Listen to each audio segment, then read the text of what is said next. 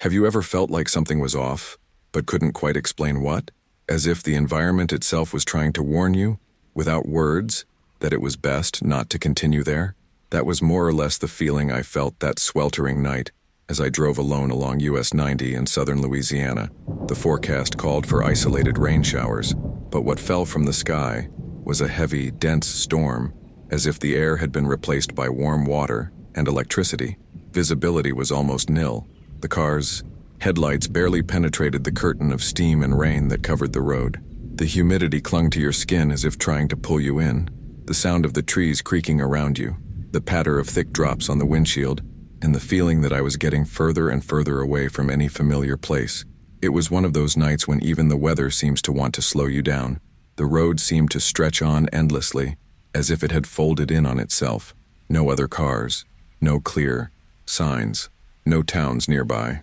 That's when I saw, amidst flashes of lightning, an old sign tilted to the left. Neon lights flickered irregularly. Pine Hollow Motel, the kind of place that seems to have been forgotten by modernity, yet insists on existing. I had to turn around almost at the last minute. The parking lot was small, the asphalt cracked, and the reception was in a low, weathered wooden building with a porch covered in crumpled zinc shingles. Have you ever stopped in a place that seemed frozen in time, where everything works, but in a wrong way? That's what I felt when I opened the reception door. The smell of old paper and damp wood, a dim yellow light on the ceiling, and behind the counter, a man who looked more like a piece of decoration than someone actually awake. He didn't ask much. He simply handed me the key to room 7, his gesture slow and his gaze downcast, as if he knew something he couldn't say. I thanked him, even though I didn't feel welcome. I walked to my room, with short steps as the rain intensified again. The outside hallways were covered, but water trickled through cracks in the ceiling and formed small puddles in the corners. The sound of wet shoes mixed with the distant echo of thunder made everything feel even more isolated. Upon entering the room, I was greeted by something one never expects in an enclosed space. The smell. It was strong, the kind that seeps into your nostrils and seems to stick in your throat. A smell of stale decay, as if something had died there for days, maybe weeks. It was impossible to relax, impossible to ignore. It didn't come from the carpet, the bed, or the furniture. He was focused on the bathroom, and as soon as he opened the door, I felt as if the air had grown heavier, darker. I stood there for a few seconds, trying to decide whether to breathe or flee, but in the end, all I could do was return to the reception area, and it was there, at that moment, that history really began to change. What the manager said to me next, the tone of his voice, the way he avoided my eyes when he offered me another room. What you're about to discover next may surprise you, because sometimes what stinks the most isn't what's in the room, it's what they're trying to hide from it. What the manager said to me at that moment wasn't exactly what he said in words, but what he avoided saying. The way his eyes drifted to the disconnected phone on the wall, as if he wanted to be somewhere else. He just mumbled, almost choking, "Then take room 3, just don't go into room 9. No justification, no details. Just that dry sentence and that heavy silence, as if number 9 no longer belonged there, even though it was right there among the others, its door intact like all the others. And that's when your mind starts working against you, because the more you try to forget, the more it grows inside your head. Room 9. The smell of something that shouldn't be there. The visible fear on the face of someone who clearly knew more than they wanted to admit. It's at times like these that fear comes not from what you see, but from what you feel, from what's between the lines, in the gaps of what's unsaid. Have you ever been to a place like this, where the mystery is so dense it seems to carry weight? A place where time seems to move sideways and sounds seem muffled, as if the air itself were silent. If you've ever experienced something like this, or even felt this strange presence at some point, share it in the comments. I know there are more people who have come across these hidden truths, and when you comment, you help give voice to something that often remains trapped in the dark, hidden in closed rooms or in memories we avoid revisiting. And if this kind of story captivates you, if it provokes you to think about what lies behind what we call reality, then enjoy this video now. It shows that you're here for more than just curiosity. You're here for the journey, the impact of these experiences, the truth behind the facades, and most of all, subscribe to the channel, because that's what keeps this conversation alive. It's your presence here that gives me the strength to continue opening these doors with you, even the ones everyone else prefers to keep locked. Now I want to go even deeper into this subject. The neon sign flickered amid the darkness of the dense forest. Pine Hollow Motel, no vacation. That in itself was a paradox. The parking lot held only 2 cars, an old pickup truck with fogged-up windows and a rusty sedan that looked abandoned for years. But there was something else about the place, a strange stillness in the air, as if the wind itself hesitated to break through the pine trees surrounding the lot. I got out of the car slowly, trying to see through the fog that had gathered near the ground. Each footstep on the gravel made an exaggerated sound, as if I were breaking the silence of something long dormant. The reception area seemed frozen, in time, as if no one had touched anything since 1973. The furniture was a dull brown, the Formica counter scratched and dull. An old-fashioned bell hung over the front door, and its fragile sound echoed like a muffled scream as I entered. It took me a few seconds to realize no one was there, but I didn't have to wait long. A thin man emerged from the back hallway, too tall to seem ordinary, with pale skin and dark, sunken eyes, as if he hadn't slept in days. He didn't give his name. He didn't even ask mine. He simply took a key marked 8 and pushed it toward me. Avoid the 9. Plumbing problem. The way he spoke was what caught my attention most. It wasn't a warning. It was almost a whisper, like someone afraid of what he was saying. I took the key without asking questions, but something about that brief contact made me uneasy. There was an urgency in his eyes, as if he were trying to save me from something but at the same time knew it would be useless. The row of rooms was silent, with peeling paint and yellow lamps flickering above each door. When I reached room 8, I paused for a second in front of room 9. Its door was locked with a rusty padlock, the kind found on old gates, more a symbol of isolation than a security measure. And there, in front of that door, I swear I smelled something, a mixture of raw meat, wet earth, and something bitter that clung to my nostrils like rust. I entered room 8, trying to forget what I'd just experienced. The light was dim, the carpet was stained, and the mattress sagged in the center. But what really bothered me was the noise, a dull sound, like a muffled whisper, coming from the wall that divided my room from room 9, as if someone was speaking very softly on the other side. I pressed my ear to the wall and held my breath. It was a voice, female, crying, praying. I couldn't place it. That put me on edge. The feeling of being alone had already vanished. The environment seemed to watch my every move, as if the room itself had eyes. I looked out the window and noticed something strange. The parking lot, which had previously held 2 cars, now had only mine. I heard no engine, no door slamming, nothing. The vehicles simply disappeared. Dawn dragged on. I tried to sleep, but the smell returned. Strong, more intense than before, as if it were coming straight from the mattress. I turned over in bed, searched the corners, the bathroom, nothing, until something happened. The light blinked 3 times and went out.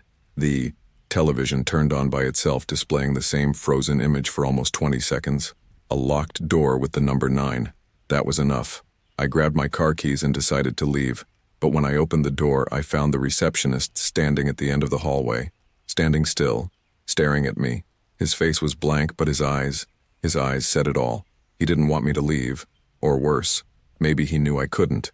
Now I want to delve even deeper into this subject, because when you realize there are places where time doesn't move the same way, where stories aren't told with words but with smells, sensations, and silences, you understand you're facing something that transcends all logic. Places like these aren't just abandoned on the map. They're trapped in a hidden truth that no one dares touch. Pine Hollow wasn't just any motel. It was a blind spot in reality. And I was right in the center of it. Comment: I'm feeling that vibe too. Because there are places that tell stories even in silence. And maybe, just maybe, that's the kind of story that stays with you for a long time. As soon as the door to room 7 closed behind me, I had the distinct feeling that something there didn't want me there. It was as if the air had weight, and every step I took on the damp carpet seemed to echo much louder than it should. The yellowish overhead light flickered from time to time, casting irregular shadows on the mold-stained walls. But what really got me was the smell. A strong, dense odor like meat left out in the sun in constant humidity. It was coming from the bathroom. I left my suitcase leaning against the wall and walked cautiously to the half-open door. Every inch I got closer made the smell more intense. It was a mixture of sewage, dried blood, and something my brain couldn't quite place. As I pushed open the door, the light flickered, and for a moment I thought I saw something dark move near the shower curtain, like a shapeless shadow trying to escape my field of vision. I pulled the curtain back. Nothing. Just cracked, grimy tiles and a bathtub that looked like it had been forgotten for decades. But there was one thing. Dark stains around the drain, like rust or something more organic. I turned away with a sinking feeling in my stomach and went straight to the reception desk. The manager was still standing there behind the counter, as if he hadn't moved since I arrived. When I mentioned the smell, he looked away and sighed. He slowly opened a drawer and took out another key. Before handing it to me, he held it for a few seconds as if he were about to say something, but he didn't. He just muttered, "Just don't go into number 9. "But is room 9 taken?" I asked. He didn't answer. He held out the key to room 6 and turned away. It sounded like a warning disguised as a favor. I returned to the hallway and, as I passed room 9, noticed that the padlock on the door was unlocked, hanging loosely. It didn't appear to have been reattached. There was an almost physical sensation coming from that door, a chill that came not from the weather but from the presence, something that made me stop even against my will. Open the door, not entirely, just enough to peek. The darkness inside felt solid. The smell was different. It wasn't just rotten, it was old, as if it had been fermenting there for years. And worst of all, there was a sound, faint but persistent, like breathing, long, deep, almost rhythmic, as if the room itself were alive. I closed the door slowly. I went to room 6, locked everything, drew the curtains, and sat there for long minutes trying to understand what I was feeling. My rational mind told me to leave, but there was something inside me, an impulse, almost a calling, that wanted answers. I didn't believe in curses, ghosts, or spiritual energy until that night. Now I want to delve even deeper into this subject, because some decisions seem small, even trivial, like accepting a room next to one no one else wants. But they put us on a direct path to the unknown, to what lurks behind the scenes of reality, in the cracks that the normal world doesn't allow us to see. And once you see it, you can't unsee it. Comment there. I can smell that too, because there are sensations that don't go away even after the door closes. Returning to the reception that night was like crossing a corridor between two worlds. My footsteps echoed as if they were being heard by someone other than me and the old man behind the counter. The rain outside beat on the windows intermittently as if trying to call me back to the car, but something kept pulling me in that direction. Perhaps my survival instinct was waging an internal battle with curiosity, or perhaps it was something else, something that lives between reason and the inexplicable. The manager was still there, standing still, motionless, except for the eyes that slowly lifted when he saw me enter. I told him the smell in room 7 was unbearable, and that I needed to change rooms immediately. He didn't ask why. He didn't question me or even feign surprise. He just slowly turned his face toward the panel of hooks where the numbered metal keys hung. 5, 6, 8, 9, 10. He was silent for a few seconds, as if he were doing a calculation that involved much more than simple numbers. Then he said, without even looking me in the eye, "There's 8 or 10, but just don't go to 9. The sentence fell upon the room like a sharp crack. There was no emphasis, no warning, no drama, just a cold, hard, definitive statement. And that, curiously, only made everything stranger. I could have accepted the key to number 8 without thinking. I could have gone upstairs and locked the door like any sensible person would. But that "just don't go to number 9" opened a fissure in my logic that I couldn't ignore. "But what's in 9?" I asked, in a tone that tried to sound light, but sounded false even to me. He took out the key to number 8, held it for a moment, and then put it back. He took out the key to number 10 as well. He stood there as if debating something with an invisible presence on the other side of the counter. Then he simply said, "The 9 is not for anyone." The way he said it sent a shiver down my spine that had nothing to do with the cold of the night. But what really stopped me was the fact that he didn't even mention 7 again, as if that room had already served some kind of purpose by welcoming me. For a few minutes, as if 7 had led me exactly to that point, I received the key to room 8 without further questions. I returned down the same hallway, now even darker, as if the lights had been sucked out by the room itself. As I passed the door to room 9 again, something in me tightened. The doorknob glistened with moisture and seemed slightly turned, as if it had been used recently. But the hallway was deserted, silent, dense, almost out of time. I entered room 8 and locked everything. The room was similar to the other, but with less of a smell. The carpet was still wet in spots, and there was a slight leak above the bathroom sink. The tube TV hummed even when it was off. I threw myself on the bed and tried to sleep, but my sleep was fitful, broken by sounds coming from the walls, the pipes, and the outside. It seemed like the motel was breathing, and between those breaths, there were small whispers, like incomplete words passing through the doorways. Sometime in the early morning, I heard a click, like a lock being released. I jumped out of bed. I went to the door and looked through the peephole. Nothing, but all it took was pressing my ear against the wood to hear it. Footsteps, slowly coming and going, from 6 to 10, back to 7. Then, they stopped right in front of 9. They stood there for seconds, and then vanished. Not like someone walking away, but as if they'd been swallowed by some kind of hole in space. It was as if the hallway was dealing with presences that didn't obey the normal laws of physics or logic. By now, any normal person would have packed their bags, but I was no longer a normal person that night. I had crossed the point of no return. I was trapped, caught in a trap that had no claws, only silences, ill-considered decisions, and a smell that seemed to follow every room I occupied. Now I want to delve even deeper into this subject, because there are choices that seem small, but they drag us into a labyrinth. And once there, what changes isn't just the setting, it's the mindset. The way we perceive time, space, danger. I was no longer curious, like I was committed to a hidden truth that I didn't even understand yet, but that was already calling my name. Write in the comments, I'm on this journey too. Because sometimes what holds us back aren't chains. They're doors we should never have touched. The doorknob gleamed almost cynically in the dim light of the hallway. It was a stark contrast to the peeling doors, their rusted numbers, and moldy frames molded by years of swamp dampness.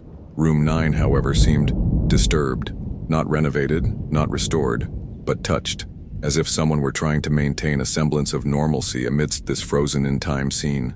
The character approached with light steps, silently. His breathing became shallow, as if the air near the door had a different weight. He leaned forward, examining the sides of the door frame. There were fresh fingerprints, slight scratches in the worn varnish, as if someone had leaned against it several times. Curiously, despite the rest of the motel being practically empty, he had the distinct feeling that the room wasn't unoccupied.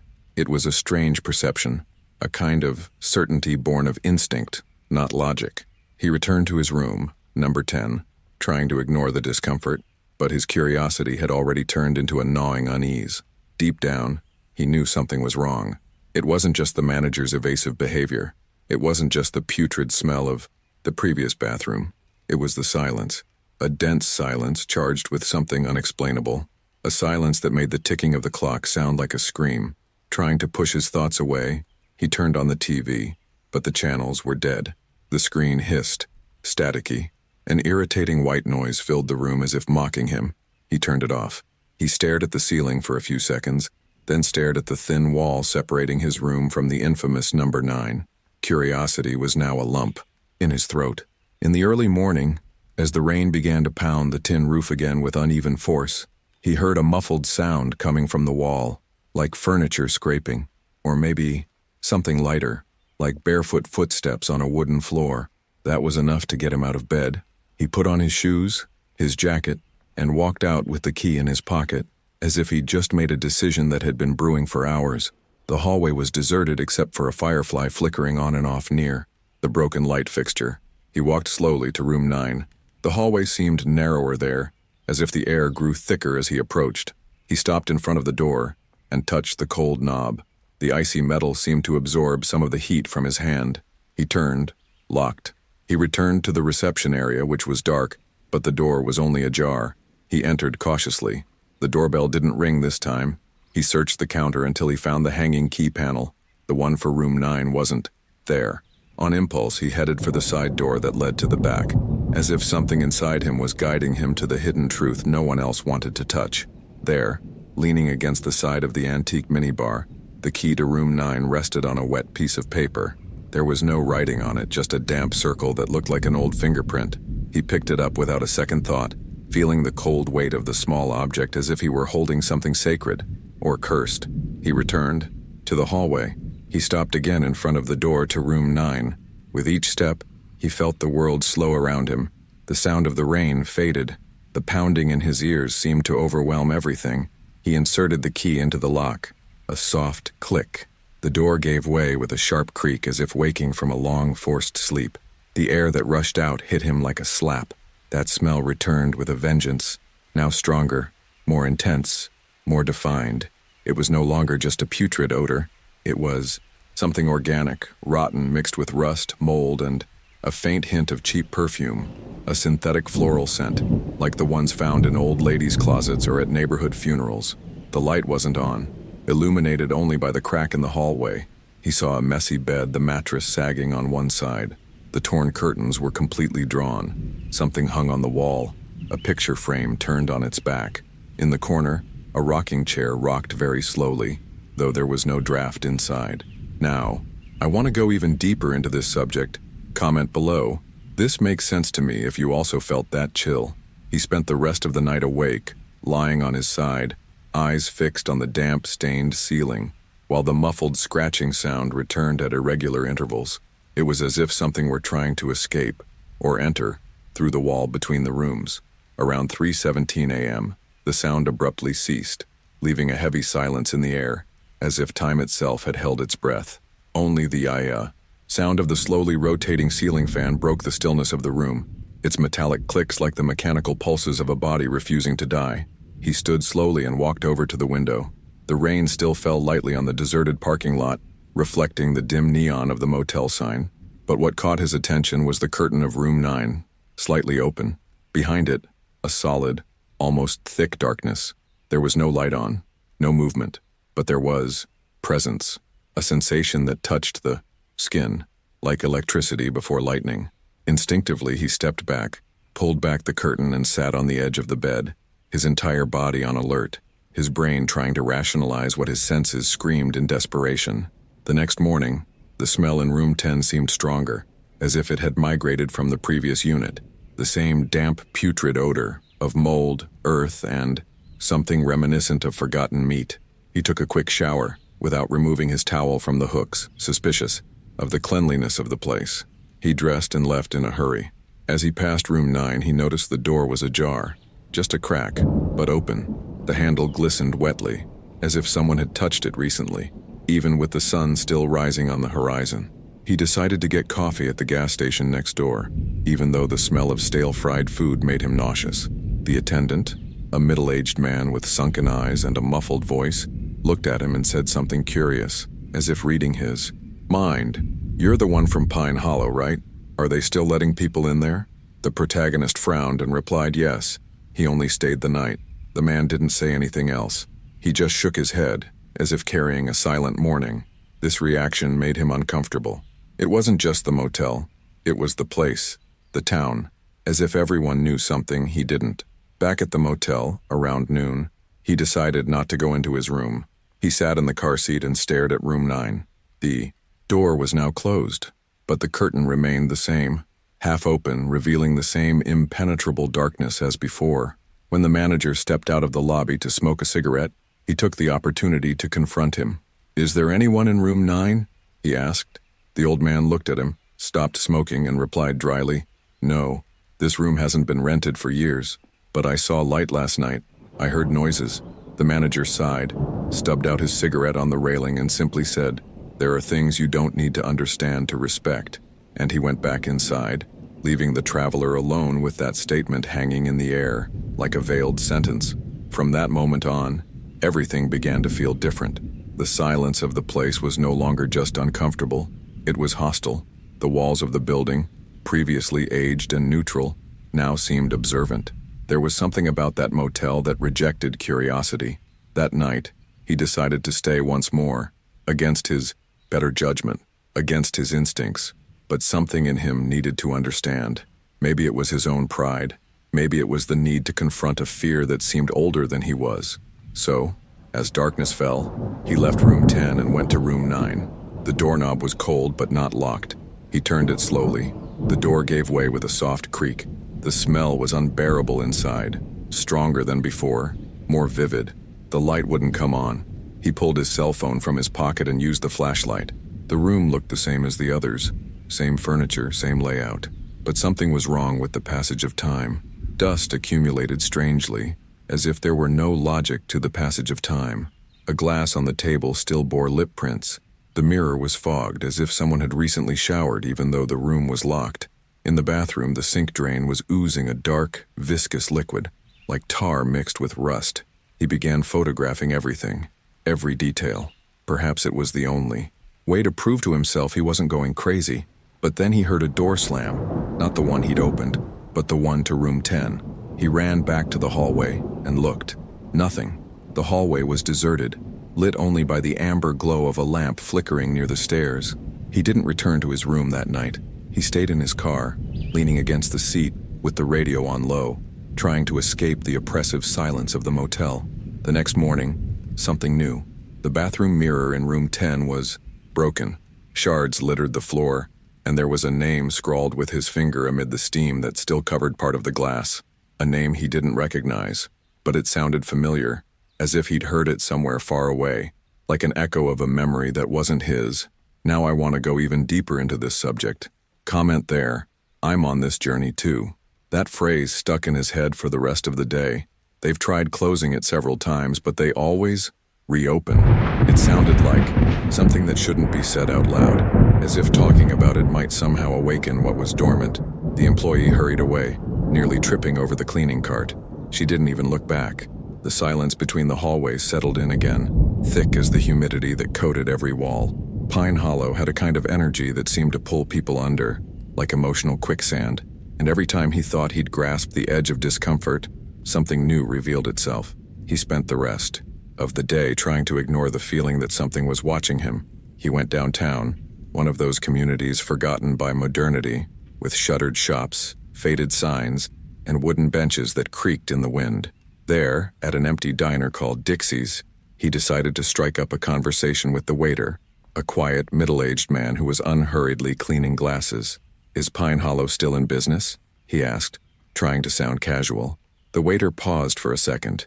Then he continued as if he hadn't heard, but there was something different in his eyes, a kind of deep-seated discomfort. Then he replied quietly, "It shouldn't be. Since 1989. This made the traveler's heart beat faster." He didn't comment on room 9. Not yet. He just thanked them and returned to the motel. That night the sounds began earlier. Even before midnight, he heard footsteps crossing the hallway. The carpet muffled the sound, but not enough. He got up, walked to the door and peered through. The peephole, nothing. The hallway was empty, but the footsteps still echoed, as if someone were walking in a parallel space, in the same direction, at the same time. He lay down again, but sleep wouldn't come. At 3 a.m, he heard crying, a scratchy feminine sound coming from the wall dividing his room from room 9. He approached slowly. He put his ear to it.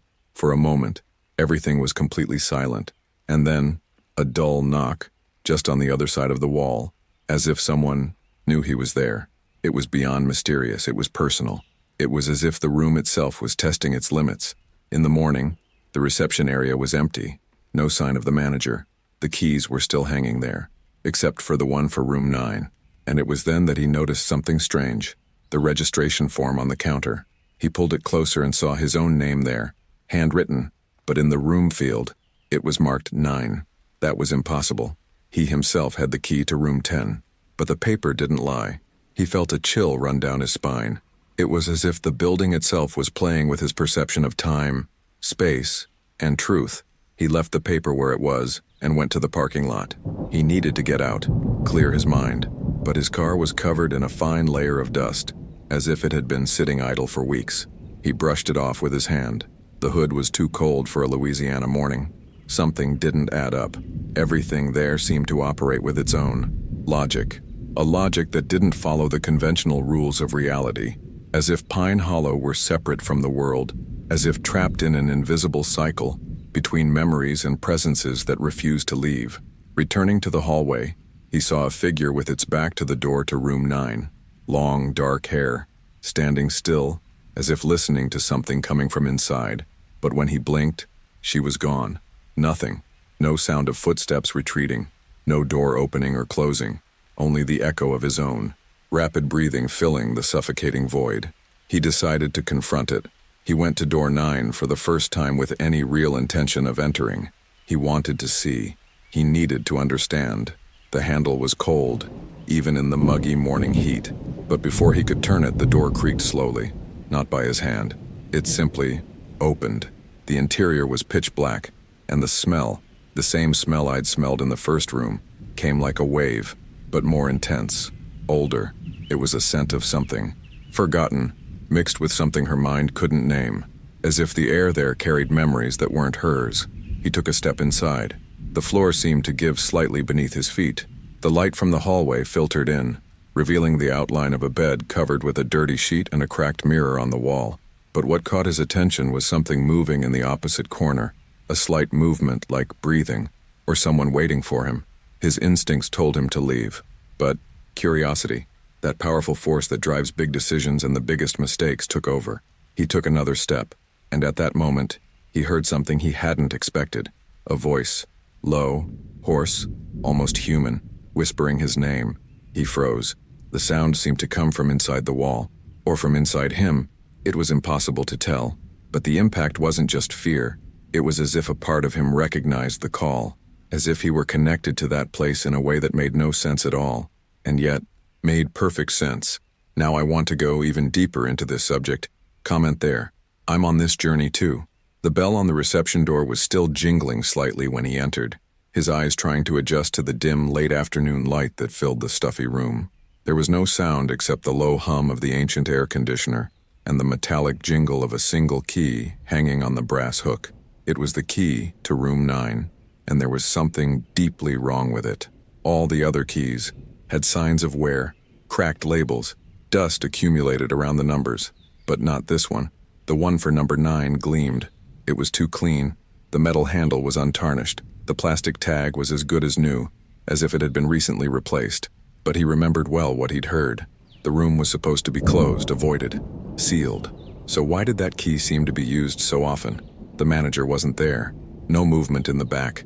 Just that thick silence and a faint draft that seemed to come from some hidden crack in the wooden floor.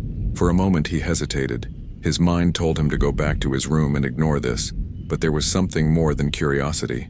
It was almost an impulse, as if he were being drawn, led to something already waiting for him. He reached out and touched the key. It was warm, as if someone had placed it there minutes before. The metal seemed to pulse with a strange, almost electrical energy. As he held it, he had the distinct impression that the surroundings grew denser. The air grew heavier. A creak echoed upstairs, wood giving way, or maybe of footsteps. He left the reception with measured steps, trying not to appear as alarmed as he felt. The hallway leading to room 9 seemed darker than the rest of the motel. The lamps flickered and the wallpaper, faded and stained, exuded a sweet, musty smell of old rust. Every door he passed seemed to whisper with drafts until he arrived. The door to room 9 was closed, of course, but there were marks around the doorknob, fresh scratches, and one more thing. At eye level, right in the center of the door, a small burn, as if someone had held a hot iron there for a few seconds. This was definitely not normal. He inserted the key into the lock. A sharp, precise click. The door opened with a gentle push, revealing a dark interior. The light from the hallway barely penetrated the dense darkness within. The smell was the same as he had smelled before, rotten, damp, as if death had its own perfume, lingering in the walls. He took a step inside. The floor creaked. The central light wasn't working, but there was a small source of illumination coming from an old radio on the dresser. It was on, hissing with low static, and a red digital display flashed, 3:17. The bed was untouched. Sheets were taut, pillows stacked perfectly, but in the armchair by the window, something made him catch his breath. There was a pair of shoes, old, worn, but perfectly aligned, as if someone had taken them off seconds before. Above them, the curtain was slightly open, and through the crack, eyes inside, watching, still, unmoving. He froze, but when he blinked, there was nothing there. No eyes, no movement, only the curtain, slowly swaying, as if mocking his perception. By now, his body was screaming to get out of there, but his mind was trapped, and when he turned to the door, the handle was no longer on the inside. Locked. That was it. He was inside the room that shouldn't have been open, with the key that shouldn't have been there, surrounded by signs that screamed, "Go away." But now, that was no longer an option. The radio hissed louder. The walls seemed to slowly narrow, and for the first time since entering, he felt he wasn't alone. Now I want to delve even deeper into this subject, because what he found next completely changes everything you might think about the true history of Pine Hollow. Comment below. I'm on this journey too. I want to know if you've ever felt that tension in the air, as if something wanted to show you what no one else wants to see. The doorknob turns without resistance, as if the door hadn't been locked for days, or years, or maybe it had never really been locked at all. And when it opens, it's as if the air inside the room has been held under pressure for too long. A damp, putrid breath escapes, hitting him in the face with unexpected force. The smell is familiar, the same as in the first room, but here, intensified, as if the wood itself has absorbed the stench over the decades. It's a strange combination of ancient mold, fabrics that have rotted in the dark, and something he can't immediately identify. Something organic, something that should never have been left there. The light from the hallway slowly filters into the room, but it doesn't quite illuminate the interior. The curtains are closed, and even as his eyes try to adjust to the dim light, he feels as if the shadows have their own density. The carpet is damp, not wet. Damp, as if the floor is breathing the same stifling humidity he feels in his lungs. Each step he takes toward the bed echoes with a muffled creak, as if the entire room is holding its breath, waiting. The bedspread is arranged in a strangely impeccable way, very different from the other rooms in the motel. The folds are meticulously aligned, as if someone had done it on purpose. Often, the headboard, however, has marks, deep, horizontal scratches, darkened by time. He approaches, touches the grooves with his fingers. It's worn wood, but the feel is uncomfortable, as if time hadn't simply corroded it. In the corner of the room, an antique armchair faces the wall. The faded floral print appears stained in spots. He tries not to stare too closely, but something draws him closer. As he slowly turns the chair, he feels a subtle resistance, as if it hadn't been moved in a long time. On the seat, a heavy glass ashtray rests, empty, but smelling strongly of cold tobacco. Beside it, a small, portable radio, off, no power, but the volume knob is turned all the way up. He feels a chill creep up the back of his neck, a chill that doesn't come from the broken air conditioning, but from somewhere deeper, older. On the wall above the chair, yellowed marks, as if a painting had been left there for a long time, then torn down. The marks around it are shaped like hands, several small hands, at different angles, as if something had tried to get out. In the bathroom, the scene changes from strange to disturbing. The mirror is covered in a thin layer of dust, but there's a spot in the center, circular, clear, as if someone had looked too closely. The sink is squeaky clean. No rust, no signs of use. But the faucet drips, always drips. He turns it off, drips again. He slams it shut. The sound stops. But when he turns his back to leave, the sound returns, louder, as if it were now coming from inside the drain. Above the toilet, something makes him hesitate.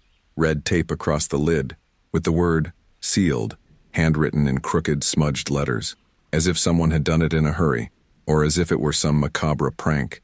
He doesn't have the courage to lift the lid. Not yet. In the closet next to the bed, he finds a Bible. It's not uncommon to see Bibles in motels, but this one is open. The page is marked with a used match. The Book of Lamentations, Chapter 3. He reads a few verses, and one of them grabs him. He made me dwell in dark places, like those who are long dead. He closes the book carefully, but the chill deepens. A feeling of being watched, of still being watched. The curtain moves, not much, just a slight sway, as if the wind had passed, but the windows are locked, and he's certain of it. The sound of something scraping the floor echoes from the corner of the room.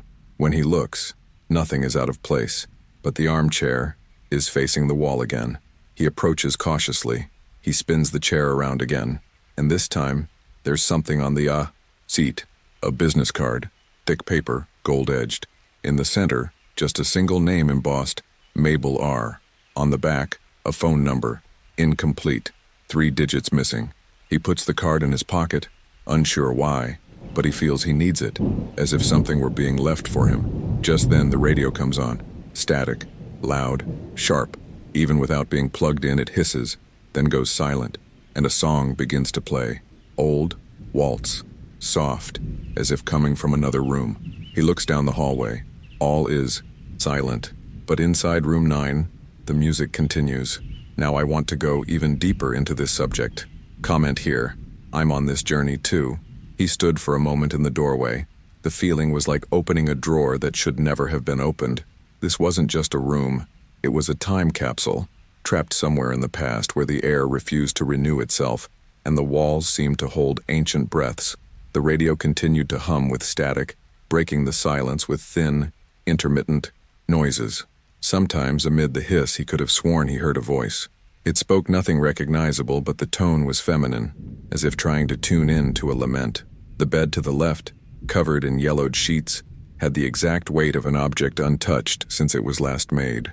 Not a single fold was out of place, not a single mark. But the strange thing was the pillow, crumpled in the center, as if someone had lain there yesterday. And the sheet, though dirty, seemed recently pulled up, as if someone had sat on the edge, taken a deep breath, and hesitantly stood up to open the door. In the closet, clothes hung like ghosts from a forgotten decade. Floral dresses, a frayed gray suit jacket, worm-eaten wooden hangers. There was even a brown suitcase locked but with its hinges nearly loosened by age. He moved it carefully. Inside, only a hairbrush with strands attached, long blonde, and a black and white photograph. A woman with an unreadable expression. She seemed to be standing in front of the same motel many years ago, and there was something in her gaze that captivated, as if, even in print, she knew someone would one day be looking back. The bathroom door remained closed, locked from the inside, but the sound, that sound, left no doubt. Water running, rhythmic drops, and between them, something different, as if the dripping had an echo, as if something heavier was falling with it. Drops and scratches. He knocked on the door once. Silence. He knocked again. The water continued. He tried to turn the handle. Locked. He bent down, tried to peer underneath, but there was only shadow. No reflection, no light, only darkness and the insistent sound of water hitting porcelain. He decided to rummage through the nightstand next to his bed. There was an old notebook there, leather-bound yellowed pages. It was a diary. The handwriting was slanted, with a strong curve, as if each word had been written with urgency. He began to read the passages.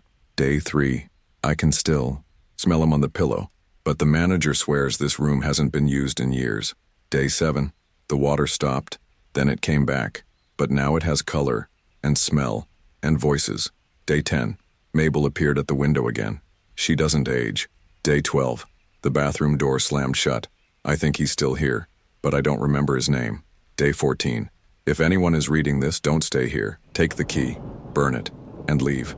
He closed the diary slowly. The name Mabel appeared again. The same. Mabel from the business card he'd found on the armchair. Something made him believe this name wasn't just a coincidence. There was a pattern, and a hidden truth was beginning to emerge. Silent, but undeniable. Looking back out the window, he realized it was getting dark too quickly for the hour. It was as if time inside didn't follow the same rules as outside. Shadows stretched across the walls, stretching like fingers, and the radio, previously just a hiss, began to play a melody. Waltz. The same one I had heard before. Only this time it was accompanied by whispers, as if someone were dancing in the dark, as if the soundtrack of a moment lost in time were being repeated. For him, the bathroom doorknob made a dull click. He turned immediately. The sound was clear, precise. The door didn't open, but it wasn't locked anymore. He moved closer. He put his ear to it. Nothing. Just silence. Not even the water. With a hesitant hand, he turned the handle. The door creaked. A smell of rusting iron came first. Then, the vision. The mirror was completely fogged up, but with a phrase written in its center. The letters were shaky, as if a finger had drawn from the inside out. He knows you're here. The bathtub, half filled with dark water, exuded the same odor that had permeated the air from the beginning. There was something submerged, a volume, a silhouette.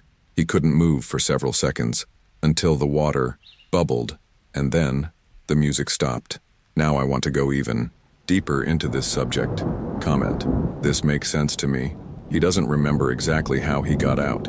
He only remembers the sensation, his feet slipping on the damp floor, his hand still gripping the doorknob as the scream stuck in his throat refused to escape. That thing in the tub wasn't just a body. It was a presence, something that reacted to his approach as if it already knew he was coming, as if it had been waiting. The air around him felt heavy as lead. Every second inside that room stole more than time. It seemed to steal parts of himself. Thoughts, resolve, memory. And now, outside, leaning against the hallway wall, his heart racing and his hands shaking, he wondered, what exactly had he seen? The door to room 9 remained open. A low, almost imperceptible hum filled the room, as if the motel itself were vibrating on a different frequency. He smelled it again. Only now, it seemed to have ingrained itself. On his shirt, in his hair, inside his nose, that mix of rot and damp that seemed to cling to his skin like old paint. But that wasn't all. There was a sound coming from inside the room, beyond the hissing radio, a kind of drawn-out lament, almost human, but distorted. He tried to put it out of his mind. He walked to his room, locked the door, tossed the key to room 9 into the bottom of his backpack as if trying to bury an impulsive decision, and washed his face. But the sink water also tasted strange, as if everything there had been ripped from time and trapped for decades in a cycle of continuous degradation. Looking in the mirror, he noticed something unsettling. His eyes were slightly red, not from escape, nor from fright. It was as if he had breathed in something toxic, something invisible but present. The digital clock beside his bed read 3:17 a.m. He distinctly remembered checking the clock upon entering the room, and it was still 10:40 p.m. But now, without having lost consciousness, time had skipped, jumped like a movie with cutouts. He didn't remember falling asleep. He didn't remember anything in between. But now he stood there, his mind numb and his chest heavy, staring at that red number flashing in the dark, 3:17. The sounds returned. This time they didn't seem to be coming from room 9. They seemed inside his. Light creaks, like old wood giving way. A gentle tap on the window pane, repeated at regular intervals. As he approached, he saw only the pitch-black forest outside, the silhouette of the curtains swaying, slightly. But there was something else, a mark on the glass, like a wet fingertip dragging from the inside out. It didn't make sense. He hadn't touched it. No one had touched it, but the mark was fresh. He returned to bed, unsure if he really wanted to sleep. He lay down but kept his eyes fixed on the ceiling. The hiss of the radio from room 9 seemed to have penetrated the walls and now filled room 10, even without any of the devices turned on. It was like an electric ghost, trying to whisper, something that never formed complete words.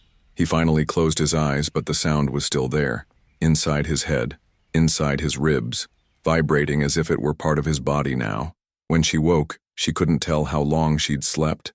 The sunlight was pale, obscured by clouds, but it gave the place a sepia tone, as if time here never truly reached morning. He decided he'd leave. This was all going beyond anything rational. He grabbed his backpack, left the room, and walked through the reception area. The manager hadn't appeared yet. No one was at the front desk. Only the sound of an old television tuned to some staticky channel in a distant room. But there was something new. A sheet of paper taped to the wall behind the counter. He'd never seen it before. The sheet was yellowed, as if decades old, but the ink looked fresh. It was a list of names, all with dates next to them. Check-in dates, but none with check-out dates. The last line was blank. No name, no date. Just a horizontal line waiting for something, or someone. And that was exactly where his eyes fixed, as if it were being filled in at that very moment. Something deep inside the place began to creak. Doors slowly opened. Footsteps echoed without a clear source. He didn't wait. He ran to his car, started the engine, and tried to leave that parking lot that felt more like a trap than a shelter. But as soon as he passed the main exit, he noticed something that sent goosebumps down every inch of his skin. The road wasn't the same one he'd taken. There were no markings on the asphalt. There were no signs. Just an endless straight line surrounded by trees that seemed to watch. His gas was half empty. His cell phone had no signal. And the more he drove, the more he felt like he was going in circles, even without turning. As he passed a familiar spot again, he realized he was back at the motel. It wasn't possible. He hadn't made a U-turn. He hadn't turned off the road. But the sign flashed there, like a cruel warning from fate. Pine Hollow Motel. No vacancy. As if it were programmed to bring him back. As if he'd never left. Now I want to delve even deeper into this, because what he found on the passenger seat when he looked to the side wasn't just a forgotten object. It was a note, in his own handwriting. Something he'd never written, but it was there, with his name and that day's date. Comment: I'm on this journey too. The manager's face was stony. No expression of surprise. No wrinkle of doubt. Just that firm, almost hostile posture, as if he had practiced the same refusal 1,000 times. Room 9 has been sealed for years. The words came out dry, automatic. But he couldn't take his eyes off the empty hook on the wall behind the counter. Until yesterday, the key had been there. Shiny, clean, as if recently used. Now, there was only a silent space where it used to be. A silence of absent metal that screamed louder than any sound. He persisted.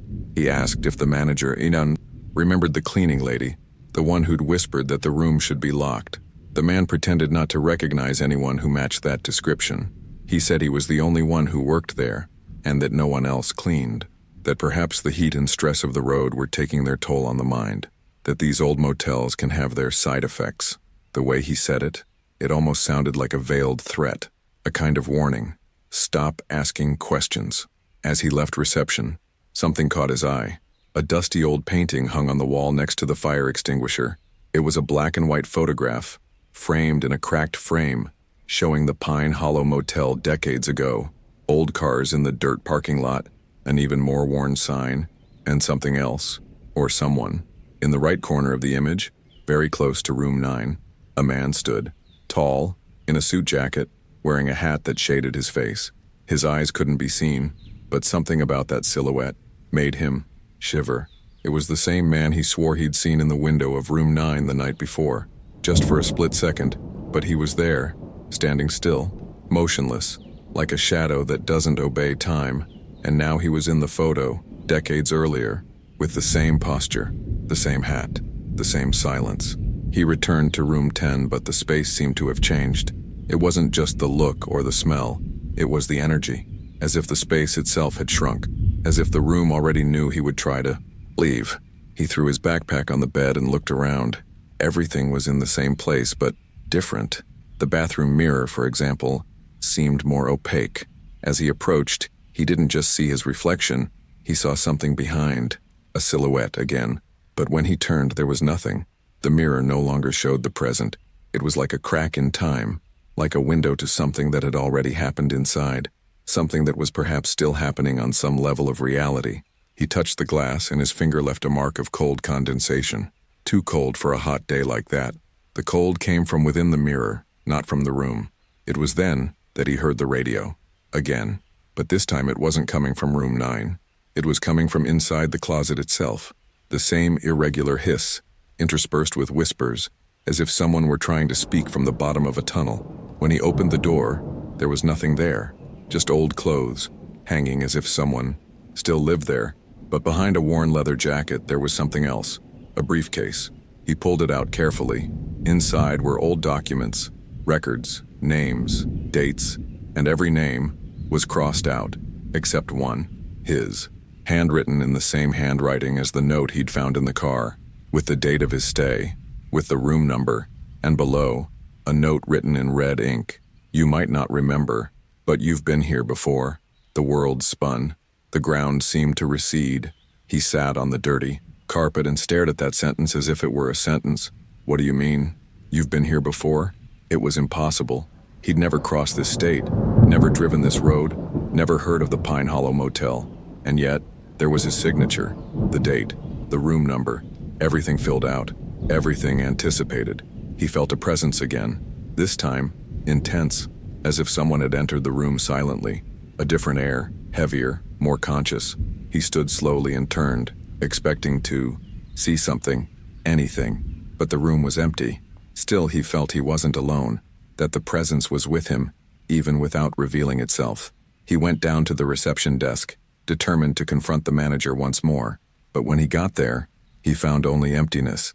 The door was ajar, the swivel chair was empty, and the phone was ringing, that dry, insistent sound of an old-fashioned rotary phone. He hesitated, then answered. Silence.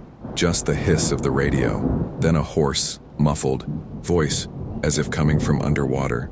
You left the door open, he's coming in. The line dropped. The phone remained cold in his hand, and the phrase echoed in his mind. He's coming in. Who? When? From where? Now I want to go even deeper into this subject, because the only thing he found when he returned to the room was the key to room 9, on the bed. Comment there. That makes sense to me. The key to room 9 lying on the faded bedspread felt like it weighed a ton, not because of the metal, but because of what it carried with it. The feeling of a cycle that never ended, as if the key had never truly left, as if it had returned on its own, as if the room had a will of its own. He didn't touch it. He simply observed it, feeling that the object knew more about him than he remembered. It was like looking at his own shadow and realizing it was walking ahead. Outside, night was slowly falling, and fog was beginning to rise from the asphalt as if the ground were breathing. Every step he took inside that motel now seemed to echo not only in the hallways but within him. His mind could no longer distinguish between past, present, or possibility, and no matter how hard he tried to rationalize, it all led to a single realization. He wasn't the first to experience this, nor would he be the last. He lay down on the bed in room 10 without changing the sheets. His head throbbed, the lights flickered, and the radio, again, turned on by itself. But this time there was no hiss. There was, music. A slow, hoarse, barely audible blues, as if someone were singing from a flooded basement, and the lyrics spoke of a man trapped in a place where time runs in circles, where doors open inward, where every exit is actually an entrance. Every word seemed to have been written for him. On the bedside table, an old Bible worn at the edges lay forgotten. He opened it without thinking, perhaps searching for a message, some verse that made sense. But what he found was a loose, yellowed page. On it, a handwritten note. Redemption is not running away. It is remembering. Those words clung to his mind like rust on metal. Redemption. Escape. Remember. What did he need to remember? What had been erased? And why?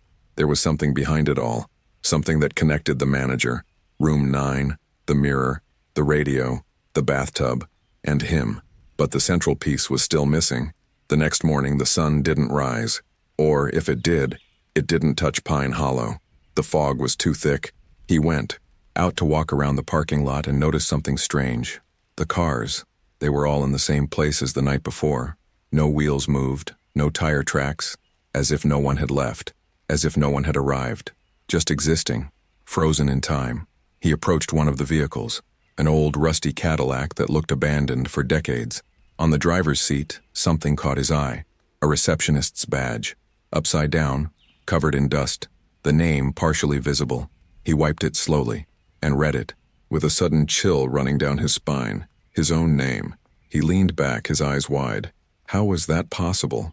It was the same name, the same handwriting on the note, the same signature on the document in the locker. It all converged on a hidden truth. He wasn't just a guest. He was part of the place. Somehow, at some point, he had worked there. The memory came like a crash. Quick, painful. A glimpse. A dark room. A wooden table. The sound of the phone ringing. And him. Answering. Always. Answering. Repeating the same phrase. "Welcome to Pine Hollow. Are you sure you want to stay?"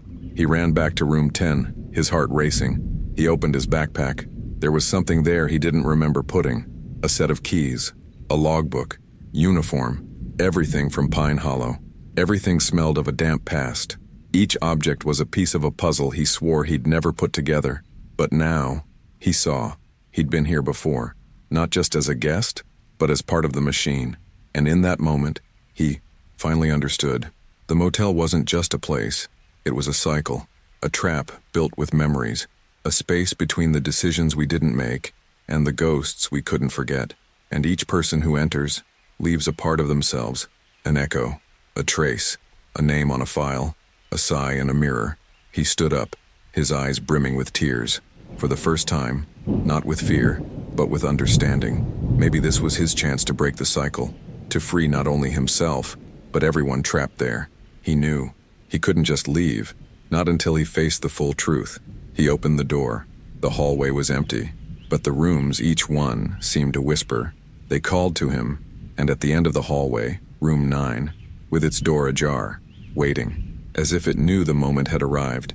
The steps toward that door were no longer of escape. They were of acceptance, of transformation, of someone who had finally understood that sometimes what haunts us isn't outside. It's within us, in our unmade decisions, in the regrets we pretend to forget, in the versions of ourselves we keep locked away in some dark corner of time. When he touched the doorknob again, it was warm, alive, and the feeling was no longer of fear, but of familiarity, like finding an old scar that no longer hurts. He took a deep breath and pushed. Right there. I'm on this journey too, and if you've made it this far, I know that, in some way, this story touched you, because it's not just about a motel, a locked room, or an unsolved mystery. It's about cycles we experience without realizing it, about memories that insist on returning, about internal doors we sometimes avoid opening. If something inside you echoed, if this journey enveloped you as it enveloped me while I was telling it, then perhaps you too are searching for answers, or at least trying to better understand what it feels like when the world becomes too silent. And that's why I truly invite you to subscribe to the channel, because if this kind of content resonates with you, this is the right place to continue exploring, calmly, deeply, with stories that touch you deep down. And if you want to show me you were here until the end, comment below. I'm with you until the end. This phrase will be our code, a silent way of saying, this message was for me. Oh, and if this video caught your attention in any way, leave a like. It shows we're headed in the right direction, that there's connection on the other side of the screen. It gives me the strength to keep bringing you more. In the next video, there are more stories, and I guarantee you, each story brings something new, and yet, so familiar. The road continues, and I hope to see you on it.